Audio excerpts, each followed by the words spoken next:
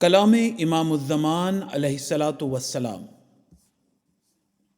مجھے اس وقت اس نصیحت کی حاجت نہیں کہ تم خون نہ کرو، کیونکہ بجز نہایت شریر آدمی کے کون نہ حق کے خون کی طرف قدم اٹھاتا ہے، مگر میں کہتا ہوں کہ نا انصافی پر ضد کر کے سچائی کا خون نہ کرو، حق کو قبول کر لو اگرچہ ایک بچے سے، اور اگر مخالف کی طرف حق پاؤ تو پھر فی الفور اپنی خشک منطق چھوڑ دو، سچ پر ٹھہر جاؤ اور سچی گواہی دو، جیسا کہ اللہ جل شانہ فرماتا ہے: اعوذ باللہ من الشیطان الرجیم فاجتنبوا الرجس من الاوثان واجتنبوا قول الزور۔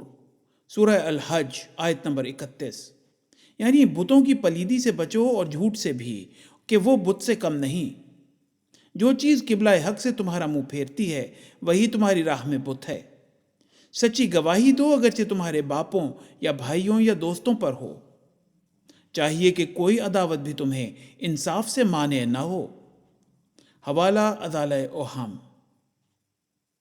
خدا کا تمہیں یہ حکم ہے کہ تم اس سے اور اس کی خلقت سے عدل کا معاملہ کرو، یعنی حق اللہ اور حق العباد بجا لاؤ، اور اگر اس سے بڑھ کر کر سکو تو نہ صرف عدل بلکہ احسان کرو، یعنی فرائض سے زیادہ اور ایسے اخلاص سے خدا کی بندگی کرو کہ گویا تم اس کو دیکھتے ہو، اور حقوق سے زیادہ لوگوں کے ساتھ مروت و سلوک کرو، اور اگر اس سے بڑھ کر ہو سکے تو ایسے بے علت و بے غرض خدا کی عبادت اور خلق اللہ کی خدمت بجا لاؤ کہ جیسے کوئی قرابت کے جوش سے کرتا ہے۔